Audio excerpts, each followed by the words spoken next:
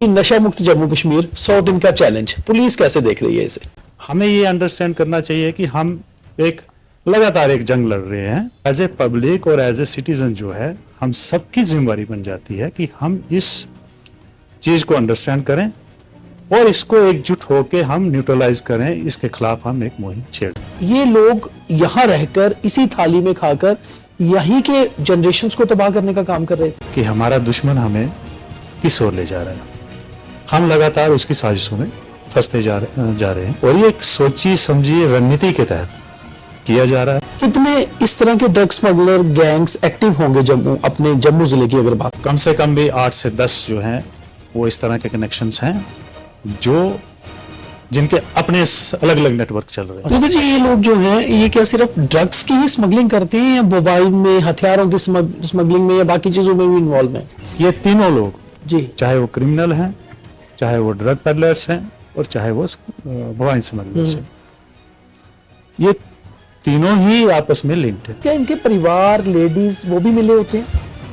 यही सबसे बड़ी देखिए तकलीफ की बात यही है कि अगर हम एक को न्यूट्रलाइज करते हैं तो जो घर में पीछे रह जाता है, अगर उसकी वाइफ है तो वाइफ वो काम करना शुरू कर देगा, अगर बच्चा है तो बच्चा वो काम करना। ये कोई एक कम्युनिटी का मसला नहीं है जी, ये पर्टिकुलरली कोई कम्युनिटी का कोई खास नहीं, ऐसा नहीं। अगर हम पूरा डाटा निकालेंगे तो उसमें क्रिमिनल है जी, हमारे लिए तो मैटर ही नहीं करता है वो किस कम्युनिटी से है, किस तबके से है। कई बार आरोप ये भी लगते हैं जी बीच में कुछ हो सकता है कुछ पुलिस के लोग मिले हों। तो बहुत सारे पुलिस वाले जो इन्वॉल्व रहे हैं जी, वो पकड़े गए हैं, उनके खिलाफ पर्चे लगे हैं, उनको नौकरी से निकाला जा रहा है। लगता है जब पब्लिक की सपोर्ट मिल जाएगी तो ही ये मेनेस खत्म हो सकता है। अब लोग खुद हमारे पास आना शुरू होंगे और खुद 2 इंसिडेंट ऐसे हो गए जहां पे लोगों ने खुद पकड़ के पुलिस के हवाले किया। इस बहुत सुनने में आ रही है कि आपने एक और चीज को लेकर अपने एसएचओ को क्लियर इंस्ट्रक्शन दे रखी है, वो है करप्शन। और मैंने क्लियर कट डायरेक्शंस दी है कि जो भी जिसके थाने में जो पकड़ा जाएगा वो थानेदार खुद जो रिपोर्ट लाइन में करेगा। अगर चौकी में कोई पकड़ा जाता है तो चौकी में कि एफआईआर लगाई जाएंगी बड़े स्ट्रिक्टली उन लोगों के खिलाफ जो सोशल मीडिया पे हेटर फैला रहे हैं।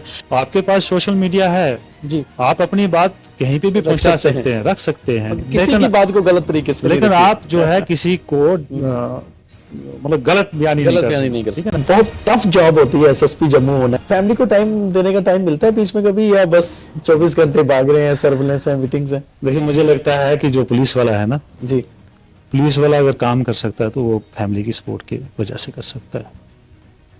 उसको फैमिली की पूरी सपोर्ट होती है, हालांकि हमें बहुत कम टाइम मिलता है। कि आपकी अपनी पर्सनैलिटी के बारे में बहुत सारे आपके ऑफिसर्स कलीग्स ये कहते हैं कि नॉर्मली हम फिल्मों में देखते हैं कि तो पुलिस ऑफिसर्स बहुत सिंघम स्टाइल में होते हैं, आप अंदर से और काम करने में बहुत हार्ड है मगर ऊपर से बहुत सॉफ्ट। देखिए आपकी पर्सनैलिटी ऐसी है, मैं कह नहीं सकता लेकिन इसमें मेरा ये मानना है। देखिए मैं सभी ऑफिसर्स को ये बताता हूँ अपने जितने भी हैं जी, कि आप एटलीस्ट जो बात करनी है वो ढंग से करें, वो प्यार से करें। बात नशा मुक्त जम्मू कश्मीर की हो या पूरी तरह से क्राइम मुक्त जम्मू कश्मीर की, सरकार और प्रशासन कितनी भी कोशिश कर लें और जनता कितना भी साथ हाले, मगर अगर खाकी का सपोर्ट नहीं हो और खाकी अपना काम पूरे से ना करे तो चीजें ठीक नहीं हो सकती।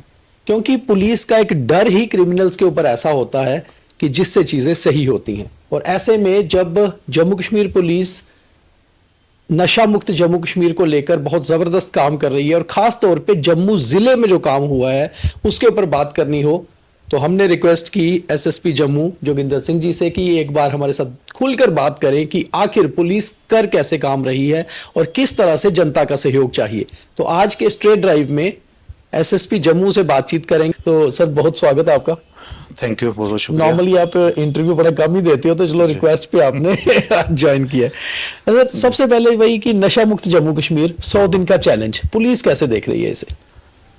देखिए मैं ये समझता हूँ कि आप इससे ग्रेविटी आप खुद समझ सकते हैं कि एलजी साहब, ऑनरेबल एलजी साहब खुद इस मैदान में उतरे हैं। मसला ये है कि हमें पूरे एज ए सोसाइटी हमें ये अंडरस्टैंड करना पड़ेगा कि हमारा दुश्मन हमें किस ओर ले जा रहा है।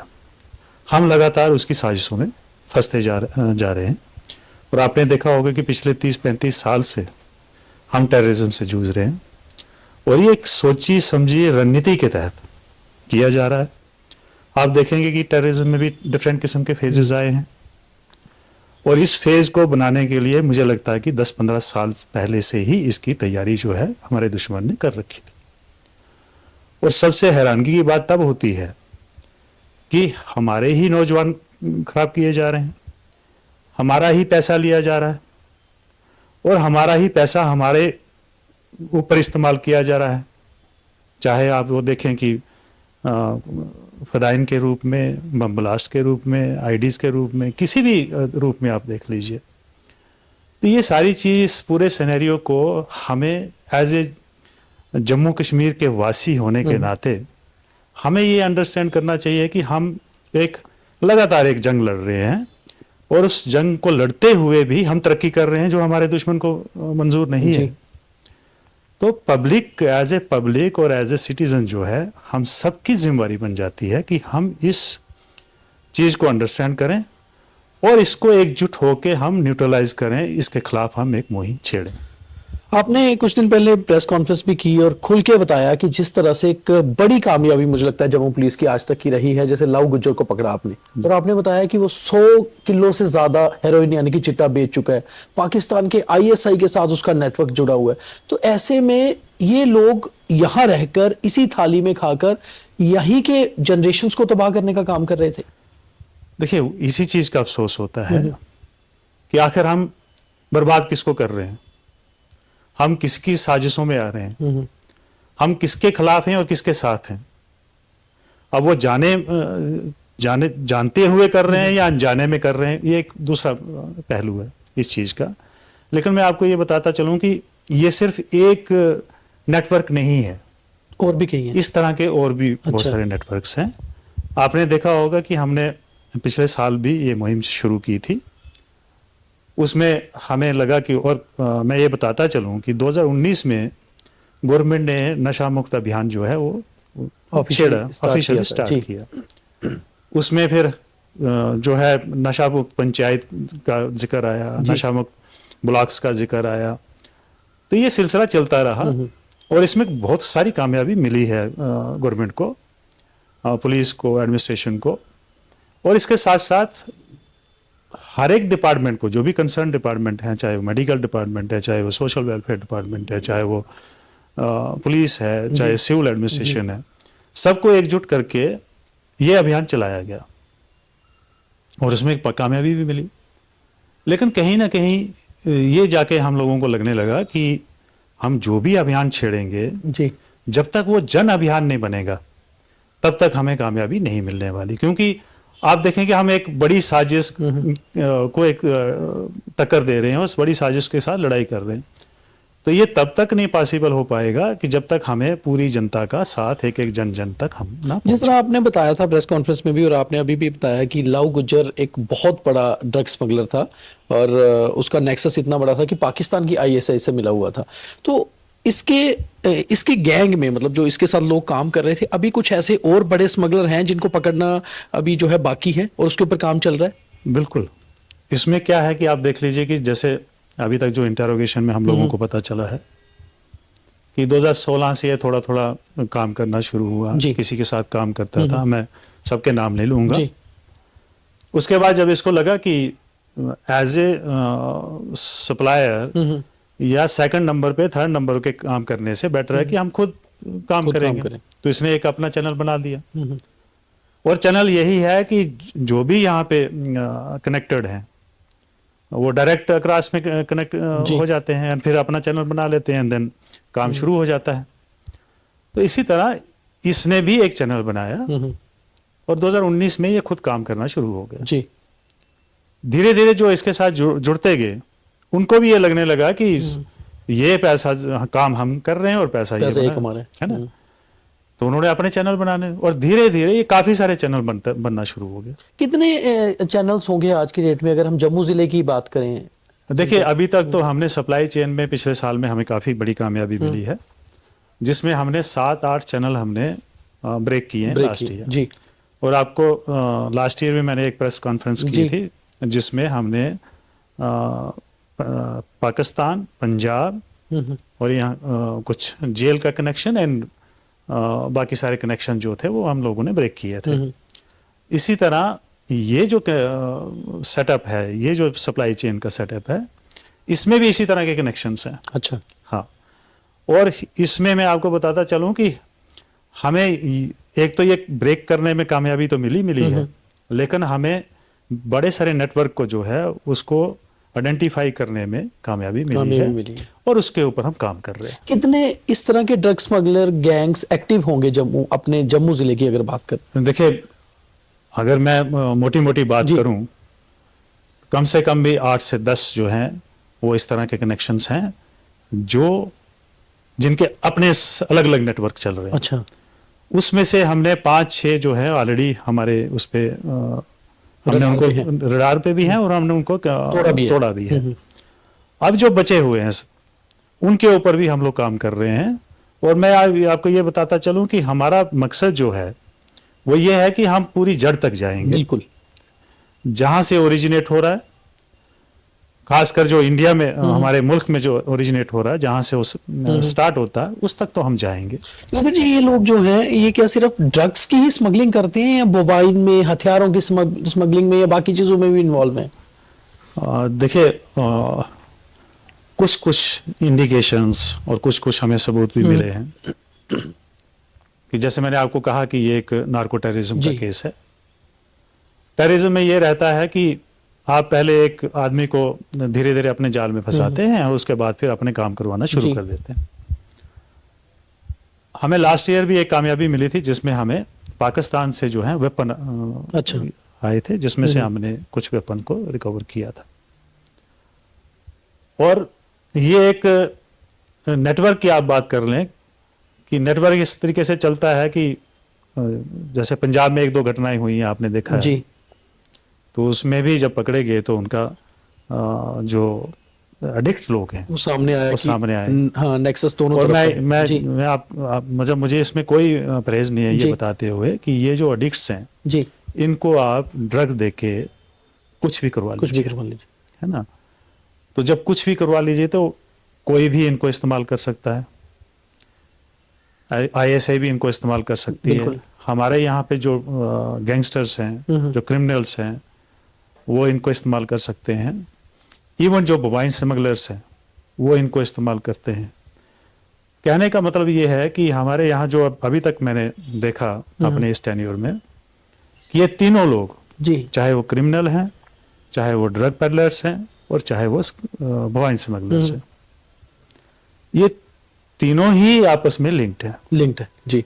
और मेजॉरिटी ऑफ देम जो है, जैसे आप इसी की बात करें, हम गुलजार की बात करें जी, तो ये पहले मोबाइल स्मगलिंग में था,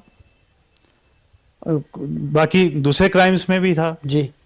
लेकिन अब इसको ये लगने लगा कि नहीं, इसमें पैसा ज्यादा है और इससे मेरी आमदनी भी ठीक ठाक हो रही है और बाकी सी चीजें हो रही हैं, तो वो इसमें भी कूद पड़ा। तो ये इंटरकनेक्शन है। ये लोग जितना पैसा कमाते हैं, क्योंकि इसमें ड्रग्स में बहुत पैसा है जिस लिए ये इसमें जाते हैं, तो ये पैसा बाद में जब कमाते हैं कहाँ इन्वेस्ट करते हैं? बाहर इन्वेस्ट करते हैं, बाहर के मुल्कों में, बाहर के राज्यों में, या फिर यहीं पर प्रॉपर्टीज बनाई है इन्होंने? देखिए, अभी तक जो हमने बैकवर्ड एंड फॉरवर्ड चैनल्स की बात करी, उनमें इन्वेस्टिगेशन की, फाइनेंशियल इन्वेस्टिगेशन हम लोगों ने करी, तो उसमें जैसे जैसे हम लोग आगे बढ़े हैं, हमने बड़ी सारी ड्रग पेडलर्स के जो प्रॉपर्टीज हैं उनको हमने सीज किया, उनको हमने अटैच किया।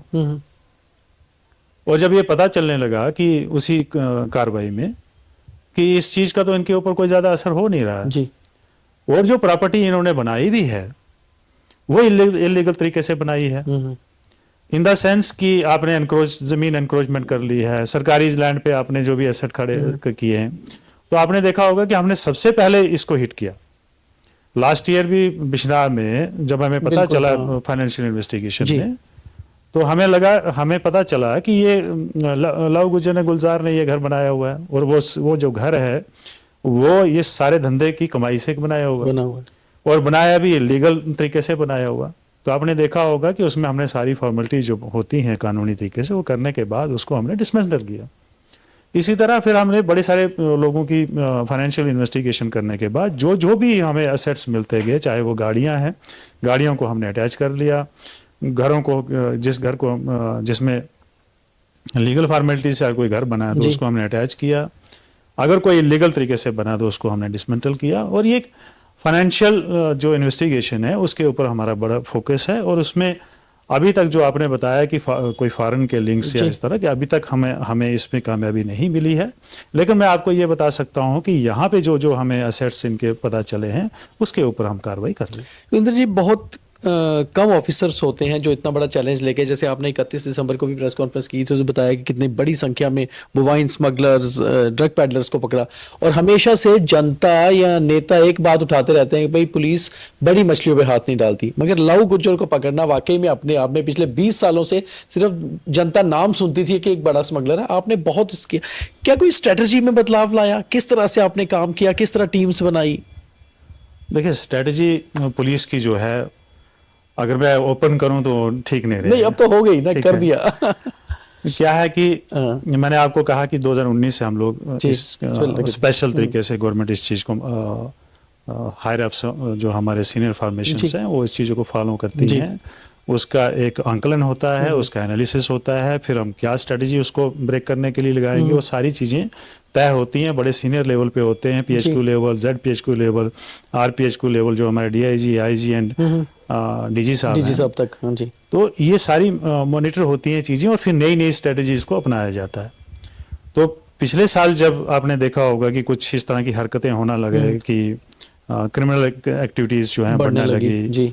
ये जो चिट्टा है इसमें लोग ये कहना शुरू कर दिए कि घर घर में बिक रहा है। बिल्कुल। तो फिर एक उसको डील करने के लिए स्ट्रेटजी बनाई गई और हमने सबको आइडेंटिफाई किया। जिन जिन लोगों को हमें पता चला उनको, अब आपने देखा होगा कि हमने उनको पकड़ धकड़ और उनको बुक करने की प्रोसेस जो है शुरू किया। उसमें उस प्रोसेस में पुलिस के ऊपर काफ़ी सारी जगहों पे पुलिस के ऊपर अटैक भी हुए, जिसमें हमारे ऑफिसर जो हैं इंजर्ड तक हुए, इवन डेथ तक हुई। एक हमारे सब इंस्पेक्टर की सांबा में डेथ हुई। ठीक है। तो वो एक पूरा अभियान पूरे पुलिस ने छेड़ रखा है, चाहे वो जम्मू पुलिस हो, सांबा पुलिस हो या कठुआ पुलिस, क्योंकि इस एरिया में क्रिमिनल्स, बोवाइंस एंड ये ड्रग्स का ज़्यादा वो देखा जाता है। तो एक पूरे सिस्टमैटिक ढंग से हम लोगों ने इसको डील करने की कोशिश की और उसमें हमें कामयाबी मिलती गई। जिस का पता चलता गया, भले ही वो पकड़ा नहीं गया, लेकिन उसके हमने फाइनेंशियल एसेट्स को खंगालना शुरू कर दिया, उसके लिंकेज को खंगालना शुरू कर दिया, फॉरवर्ड बैकवर्ड सारा, और पूरे नेटवर्क को। इनके साथ क्या इनके परिवार, लेडीज वो भी मिले होते हैं? यही सबसे बड़ी देखिए तकलीफ की बात यही है कि अगर हम एक को न्यूट्रलाइज करते हैं तो जो घर में पीछे रह जाता है, अगर उसकी वाइफ है तो वाइफ वो काम करना शुरू कर देगा, अगर बच्चा है तो बच्चा वो काम करना शुरू कर देता है। तो ये परिवार पूरे इन्वॉल्व है इसमें? तो परिवार के परिवार। और इसमें मैं आपको ये क्लियर कर देना चाहता हूँ आपके माध्यम से, ये कोई एक कम्युनिटी का मसला नहीं है जी, कि पर्टिकुलरली कोई कम्युनिटी का, कोई खास नहीं, ऐसा नहीं है। अगर हम पूरा डाटा निकालेंगे तो उसमें क्रिमिनल है जी, हमारे लिए तो मैटर ही नहीं करता है वो किस कम्युनिटी से है, किस तबके से है, हमें हमारे तो ये मैटर ही नहीं करता। हमारा एक सीधा स्ट्रेट फॉरवर्ड अप्रोच है कि जो भी इस चीज में मुलव्वस है, इन चीजों में मुलव्वस है, वो बचेगा नहीं। अच्छा, एक और चीज है, हमेशा ये सवाल उठते हैं कि एक मेन जो स्मगलर या क्रिमिनल होते हैं वो तो होते हैं, कई बार आरोप ये भी लगते हैं जी बीच में कुछ हो सकता है, कुछ पुलिस के लोग मिले हों, हो सकता है कुछ सरकारी मुलाजिम मिले हों, तो आप इतना श्योर करते हैं कि जो भी लिप पाया जाएगा वो बचेगा नहीं? देखिए, मैं आपको बता दूं कि आप मुझे लगता है कि ये कार्रवाई पहले भी होती थी जी। अगर हम डाटा निकालें तो बहुत सारे पुलिस वाले जो इन्वॉल्व रहे हैं जी, वो पकड़े गए हैं, उनके खिलाफ पर्चे लगे हैं, उनको नौकरी से निकाला जा रहा है। यहाँ जम्मू में भी एक करीब मुझे लगता है कि हमने 5-7 लोगों को पर्चे देके उनके खिलाफ कार्रवाई की है और उनको हम नौकरी से भी निकाले। जी। SPO जो थे उनको इमीडिएटली निकाल दिया है, एंड जो सरकारी मुलाजिम है जो अपॉइंटेड है उसके खिलाफ इंक्वायरी चल रही है और उनको भी हम ये प्रोसेस जो है निकालने की कोशिश कर रहे हैं। और वो सीधी ऊपर से हमें क्लियर का डायरेक्शन है कि आप सख्त से सख्त कार्रवाई करिए, अगर उनको नौकरी से भी निकालना पड़ता है तो हम निकालते हैं। आपकी लंबी सर्विस हो चुकी है, 26 साल 27 साल 99 बैच से आपने ज्वाइन किया है। जिस तरह आजकल लेफ्टिनेंट गवर्नर साहब, उनकी एडमिनिस्ट्रेशन, सरकार और ऊपर हाई एप्स का सपोर्ट है, आपने भी शुरू से क्राइम में देखा है कि इससे पहले कभी इतना जबरदस्त तरीके से सपोर्ट रहा कि ड्रग्स के खिलाफ अब कार्रवाई करनी है, या आपको लगा कि वाकई इस बार? देखिए, मुझे लगता है कि सपोर्ट तो रहता है, सपोर्ट रहता है, लेकिन सपोर्ट में क्या होता है कि प्रायोरिटीज होती है। किस समय पे आपकी क्या प्रायोरिटी है। अब जैसे अगर हम पीछे चले जाएं, हिस्ट्री में चले जाएं, तो अर्ली 90s 80s या अर्ली 90s में जी मिलिटेंसी Militancy को प्रायोरिटी, deal करना, हाँ। इवन पहले दशक में, दूसरे दशक में, पहले दशक में भी मिलिटेंसी जो है वो प्रायोरिटी रहा, फिर दूसरे दशक में मिलिटेंसी लॉ एंड ऑर्डर रहा। इसी तरह अब ये हमारी प्रायोरिटी बन गई हुई है और इसके लिए पूरा सपोर्ट है हमें। और आप देखें कि जो एलजी साहब ने 100 दिन का अभियान छेड़ा है, उसमें भी हम एक पूरे सिस्टमेटिकली अप्रोच से चल रहे हैं। आज ही मैंने और डीसी साहब ने एक मीटिंग कन्वे की हमने लोगों ने, जिसमें सभी एसडीएम्स, सभी SPs, zonal SPs, SDPOs, SHOs, block officers, tehsildar, naib tehsildar और बाकी जो हमारे साथ जैसे मेडिकल डिपार्टमेंट है, सोशल वेलफेयर डिपार्टमेंट है, मतलब हर लेवल के ऑफिसर्स को बुला के हमने अगले 100 दिन का जो है एक मतलब डिस्ट्रिक्ट एडमिनिस्ट्रेशन ने एक 100 दिन का प्लान जो है चार्ट किया हुआ है और उसके ऊपर काम जो है आज से ही शुरू हो गया है। दूसरा मैं आपको बताते चलूं कि जैसे 28 तारीख को एलजी साहब ने मीटिंग की थी इस बात को लेकर कि हम इस चीज को प्रायोरिटी पे रखेंगे और हमें डीजी साहब की तरफ से, आईजी साहब की तरफ से और डीआई साहब की तरफ से उसी दिन डायरेक्शंस आ गई, आप अपना काम शुरू कर दीजिए। तो हमने समझ लीजिए कि गवर्नमेंट से पहले ही हमने उसी दिन से फॉर्मली जो इनाग्रेट किया सर ने, एलजी सर ने, ऑनरेबल एलजी साहब ने 11 तारीख को किया जी। और आप ये देख लीजिए कि इसका मॉनिटरिंग सिस्टम जो है हर हफ्ते मॉनिटर किया जा रहा है और हमसे प्रोग्रेस पूछी जा रही है कि आपकी क्या प्रोग्रेस है। तो दैट मीन्स कि आप ये देख लें कि कितनी इसमें सीरियसनेस है। दूसरी जो मैं सबसे जो हमें एक पॉजिटिव बात इससे लगी है कि इस चीज़ का कितना असर है। जब एलजी साहब जम्मू में एक रैली करते हैं, देन फिर वो कठुआ में करते हैं, देन रामबन में करते हैं और भी हर डिस्ट्रिक्ट में भी करेंगे। उसका एक पॉजिटिव इम्पैक्ट क्या है, अब लोग खुद हमारे पास आना शुरू होंगे और खुद 2 इंसिडेंट ऐसे हो गए जहां पे लोगों ने खुद पकड़ के पुलिस के हवाले किया। अच्छा, खुद बताया ये ड्रग बेच रहा है। अच्छा, आपको लगता है जब पब्लिक की सपोर्ट मिल जाएगी तो ही ये मेनेस खत्म हो सकता है, पब्लिक खुद खुल के सामने आए? बिल्कुल। देखिए, हमें अब पहले ये रहता था कि एक स्टिग्मा है कि हम किसी के बारे में बात करेंगे उसकी बेइज्जती हो जाएगी, लेकिन अब वो स्टेज नहीं बची है।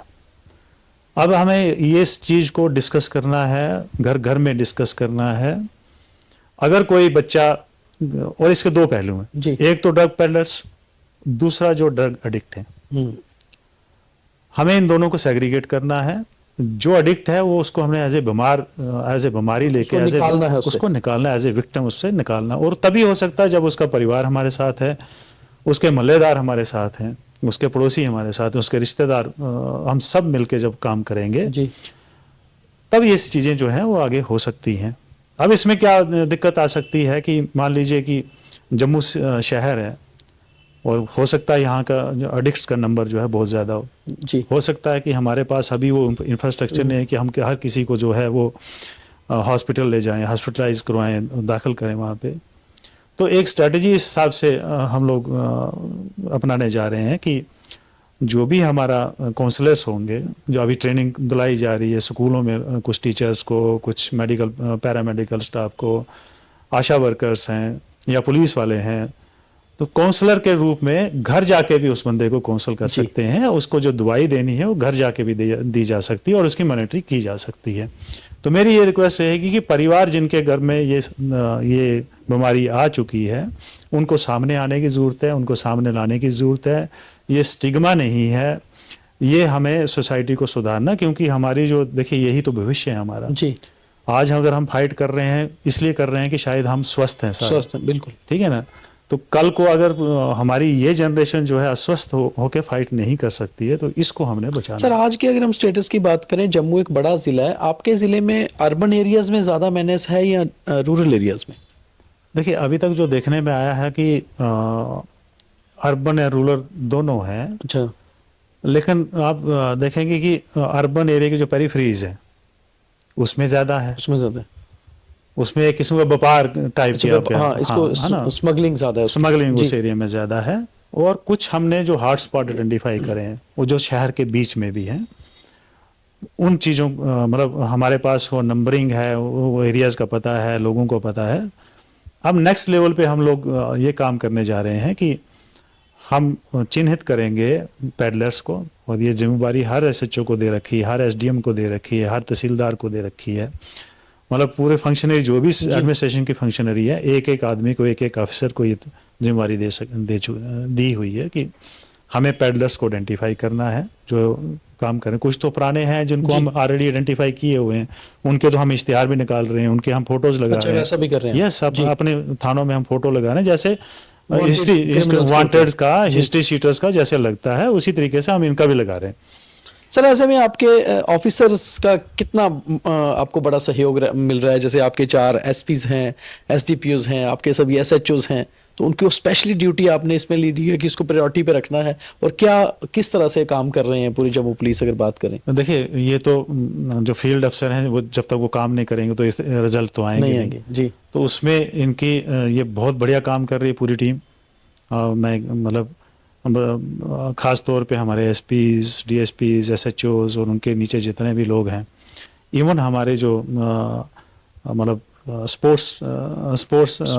स्पोर्टिंग स्टाफ होता है, जैसे हमारा डीपीएल है, या हमारी डीएसबी है, या हमारी बाकी टेक्निकल टीम्स हैं, या हमारी एसओजी है, मतलब कोई भी ऐसा नहीं है जो इस वक्त इस काम को नहीं कर और रहा हमने है। सुना है आप सरप्राइज विजिट भी करते हैं जगह जगह, अलग अलग थानों में या पोस्ट में अचानक जाके कि एक बार देखा जाए किस तरह काम हो रहा है। देखिए, वो तो एक ऑफिसर, बिंग ऑफिसर जो है, बिंग डिस्ट्रिक्ट चीफ, डिस्ट्रिक्ट, तो वो तो करना पड़ता है, तो उसको वो जरूरी है। अच्छा, इसके साथ एक और चीज बहुत सुनने में आ रही है कि आपने एक और चीज को लेकर अपने एसएचओस को क्लियर इंस्ट्रक्शन दे रखी है, वो है करप्शन, कि कहीं किसी थाने में अगर कोई करप्शन का मामला आया तो उसके ऊपर एक्शन होगा। तो ऐसे में आपके थानेदार, आपके एसडीपीओस बहुत अलर्ट है इस मामले को लेकर। इस चीजों के ऊपर किस तरह से? देखिए, एडमिनिस्ट्रेशन में मुझे एक, जब हम ये इसकी एग्ज़ाम की तैयारी कर रहे थे जी, तो वो जब हम पढ़ रहे थे तो उसमें एक चाणक्य की नीति के ऊपर भी बात होती थी। तो तब हम सुनते थे कि चाणक्य ने कहा था कि एडमिनिस्ट्रेशन में करप्शन जो है वो मछली की तरह है। जो मुलाजिम है वो एक मछली की तरह है जी। वो कब पानी पीता है और कितना पीता है उसके बारे में आप बता नहीं सकते हो।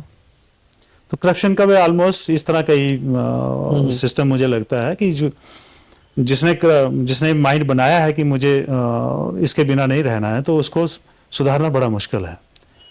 लेकिन उसी चीज को लेके हमारे पास कानून है, ठीक है ना, हमारे पास कानून है, हम उसका इस्तेमाल करके उन चीजों को ठीक कर सकते हैं। और उसके लिए एजेंसीज हैं डिफरेंट। और मैं आपके माध्यम से ये भी जनता से आग्रह करना चाहता हूँ कि अगर आपको कहीं लगता है कि इस तरह का कोई मामला पुलिस में हो रहा है, कोई पुलिस वाला ऐसा कर रहा है, तो बेझिझक होके आप हमारी जो एजेंसीज हैं, जैसे हमारी एसीबी है, हमारी जो सीबीआई है, इसी तरह हमारे सीनियर लेवल है, आप मुझे भी बता सकते हैं, हमारे सीनियर लेवल पे बता सकते हैं, सो दैट कि हम सब मिलके इसको करेक्ट करें। दूसरा, जहां तक आपने कहा कि अब अपना अपना तरीका है, जो तरीका सामने आता है, जो जायज है, उसको हम अपनाते हैं।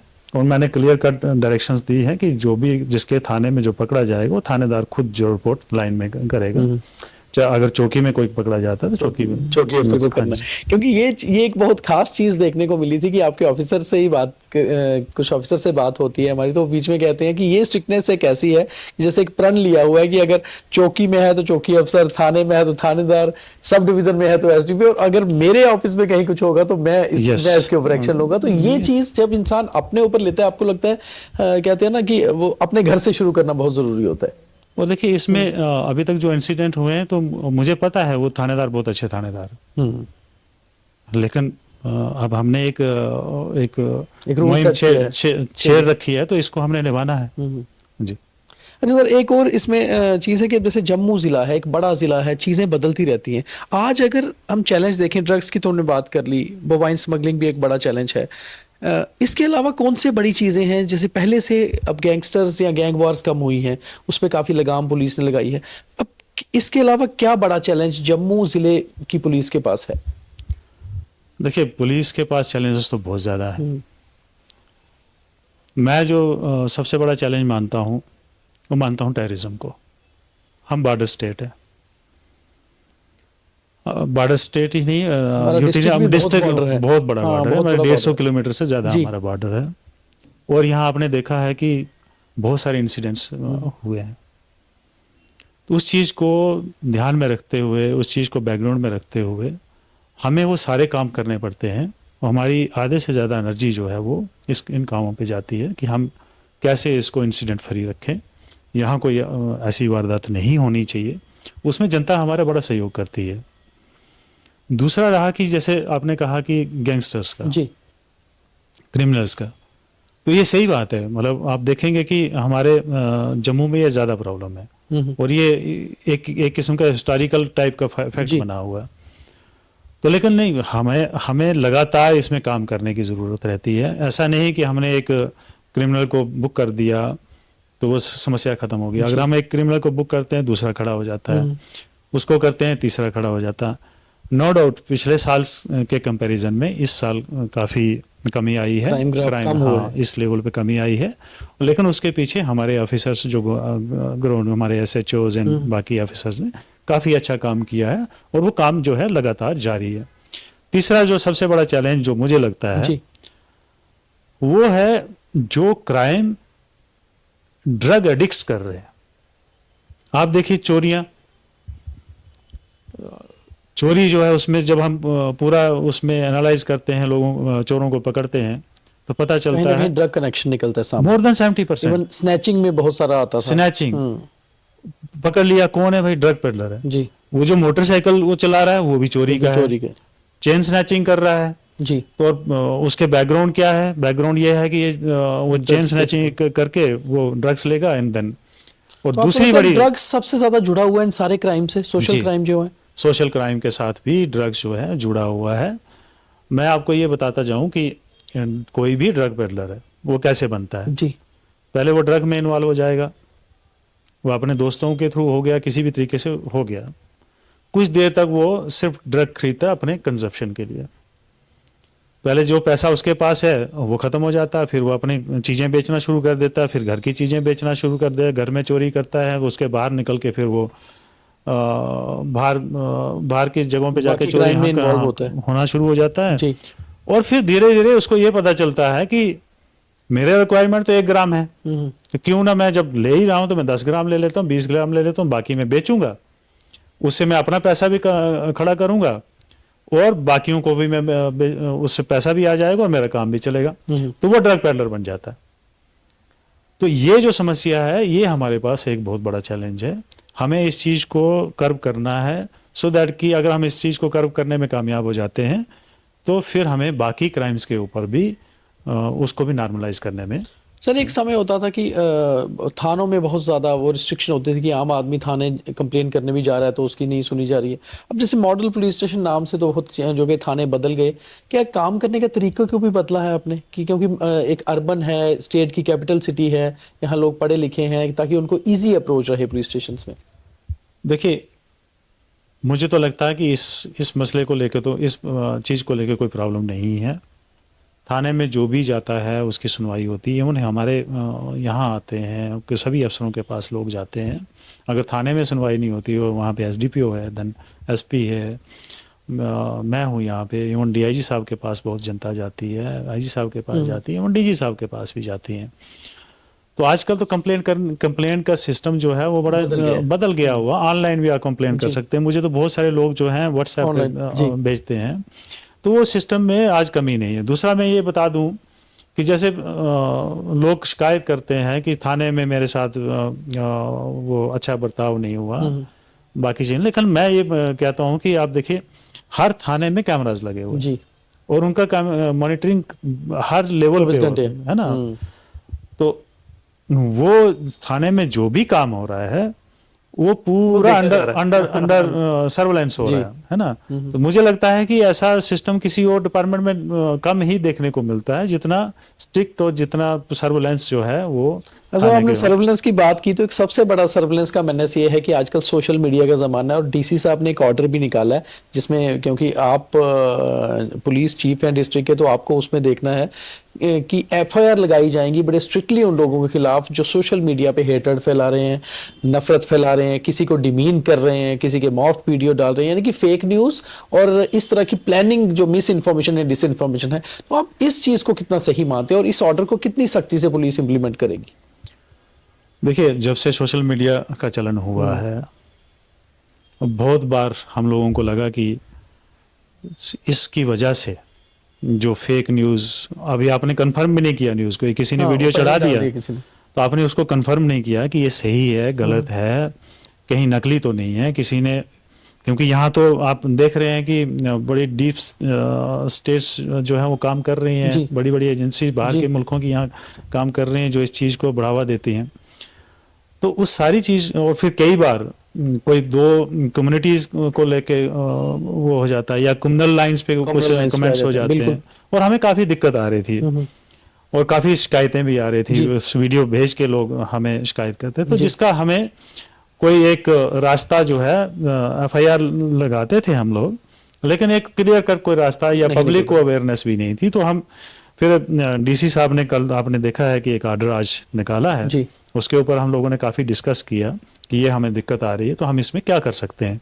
तो डीसी साहब ने, मुझे लगता है कि एक बड़ा कंप्रीहेंसिव और बड़ी मेहनत करके एक ऑर्डर बनाया है, जिसमें सभी सेक्शन उन्होंने मेंशन करी हैं कि ये सेक्शन के तहत आप लोगों को ये पनिशमेंट हो सकती है, ये एफआईआर लग सकती है, इन धाराओं में लग सकती है, और इस चीज़ को हम सख्ती से इम्प्लीमेंट करेंगे। आपके पास सोशल मीडिया है जी, आप अपनी बात कहीं पे भी पहुंचा सकते हैं, रख सकते हैं, किसी की बात को गलत तरीके से, लेकिन आप जो है किसी को मतलब गलत बयानी नहीं कर सकते, ठीक है ना। आपको वो उस चीज का ध्यान रखना पड़ेगा। जैसे हम नॉर्मल लाइफ में बात करते हैं, तो उसी तरह हम सोशल मीडिया के साथ भी बात करें, के थ्रू भी बात करेंगे। लेकिन आप किसी के खिलाफ या किसी के मजहब नफरत फैलाने वाली, या किसी के मजहब के खिलाफ, या किसी की कम्युनिटी के खिलाफ, या किसी बंदे, किसी एक पर्टिकुलर आदमी के खिलाफ, या पूरे सोसाइटी को खिलाफ, जिसकी वजह से सोसाइटी का माहौल जो है, पीसफुल माहौल, वो बिगड़ सकता है। बहुत सारी ऑफिशियल बातों में एक तो पर्सनल बात भी करते हैं कि बहुत टफ जॉब होती है एसएसपी जम्मू होना। पिछले करीबन 1.25 साल से आप इस चेयर पे हैं। फैमिली को टाइम देने का टाइम मिलता है बीच में कभी, या बस 24 घंटे भाग रहे हैं, सर्विलेंस है, मीटिंग्स है? देखिए, मुझे लगता है कि जो पुलिस वाला है ना जी, पुलिस वाला अगर काम कर सकता है तो वो फैमिली की सपोर्ट की वजह से कर सकता है। उसको फैमिली की पूरी सपोर्ट होती है। हालांकि हमें बहुत कम टाइम मिलता है, अगर हम घर में भी हैं तो तब भी हम इसी चीज़ों में आजकल, क्योंकि सोशल मीडिया का, जैसे आपको बताया कि सोशल मीडिया का ज़माना है, तो हर कोई कॉल कर रहा है, कोई आपको मैसेज कर रहा है, कोई डिस्ट्रेस कॉल है। तो कहने का मतलब ये है कि कम टाइम दे पाता है। जब जो भी कोई डिस्ट्रिक्ट में है, जो भी एग्जीक्यूटिव पुलिस में जब आता है, तो उसके पास अपनी फैमिली को टाइम देने में दिक्कत होती है, समय कम मिलता है। लेकिन फैमिली को भी ये पता है कि इसमें बड़ी सख्त नौकरी है, और मैं ये बता सकता हूँ आपको कि ये मतलब पुलिसिंग जो है इजी जॉब नहीं है। लेकिन फिर भी हम, क्योंकि हमें ट्रेनिंग ही उसी हिसाब से कराई जाती है, हमें ये सारी चीज़ें सिखाई जाती हैं, हमें इस चीज़ के लिए तैयार किया जाता है, और साथ साथ हमारी फैमिली भी ऑटोमेटिकली जो है वो तैयार हो जाती है। उनको पता है कि वो कब टाइम मिलेगा, ये थोड़ा सा क्या बना। अच्छा, एक और चीज़ है, आखिरी सवाल है अब चलते चलते, कि आपकी अपनी पर्सनैलिटी के बारे में बहुत सारे आपके ऑफिसर्स कलीग्स ये कहते हैं कि नॉर्मली हम फिल्मों में तो देखते हैं कि तो पुलिस ऑफिसर्स बहुत सिंघम स्टाइल में होते हैं, आप अंदर से और काम करने में बहुत हार्ड है, मगर ऊपर से बहुत सॉफ्ट। इवन अपने ऑफिसर्स के साथ भी बड़े तरीके से पेश आना और बहुत वो करना, मगर काम पूरा लेना। तो ये आजकल आपको लगता है कि आज क्या पुलिसिंग वैसी ही है कि बहुत तरीके से काम लिया जाए और रहा सॉफ्ट जाए, या आपकी पर्सनैलिटी ऐसी है? मैं कह नहीं सकता लेकिन इसमें मेरा ये मानना है। देखिए, मैं सभी ऑफिसर्स को ये बताता हूँ, अपने जितने भी हैं जी, कि आप एटलीस्ट जो बात करनी है वो ढंग से करें, वो प्यार से करें। मैं आपको एग्जांपल एक देता हूँ। जैसे हम किसी डॉक्टर के पास जाते हैं, तो डॉक्टर जब हमें पूछता है कि हाँ क्या प्रॉब्लम है, आप बैठिए, दिखाइए आपने क्या किया, क्या प्रॉब्लम है ना, तो हमें लगता है कि नहीं यार, ये डॉक्टर बहुत अच्छा है ना जी, और होते भी हैं सही में। और कुछ डॉक्टर्स होते हैं, उनको पता लग जाता है आपको देख के कि हाँ इसको क्या प्रॉब्लम है ना, तो छोटी सी बात करके तो आदमी सोचता है हाँ और दवाई लिख देते हैं। आदमी सोचता है कि साहब इसने तो मुझे देखा भी नहीं और दवाई लिख दी, क्या डॉक्टर है। यही जो है ये पुलिसिंग में भी है या किसी भी ऑफिस में, मेरा ये मानना है, मेरा ये पर्सनल एक थॉट है कि हम एटलीस्ट बात जो है ना वो ढंग से करें, प्यार से करें, जो भी हमारे पास। और मुझे ये भी लगता है कि जो पुलिस के पास जो कंप्लेंटेंट आएगा वो वाकई में दुखी होगा। बड़े कम होंगे जो उस तरह के लोग होते हैं, दूसरे तरीके के लोग, लेकिन जो आपके पास जेन्युइनली आने वाले लोग हैं वो जेन्युइन है, वो बहुत मतलब वो हर जगह से थक के आपके पास आए है ना, आपके पास न्याय मांगने के लिए आए हैं। तो मुझे लगता है कि हमें उनसे प्यार से बात करनी है। हाँ, बाकी रहा जहां तक कि क्या वो कानूनी तरीके से हम उसकी हेल्प कर सकते हैं, कानूनी तरीके से वो सही है या गलत है, वो बात की बात है। लेकिन एटलीस्ट जो हमारे पास आता है उससे हम प्यार से बात करें, जेस्चर देना जरूरी है। एक जेस्चर देना बड़ा जरूरी है। बहुत बहुत धन्यवाद सर।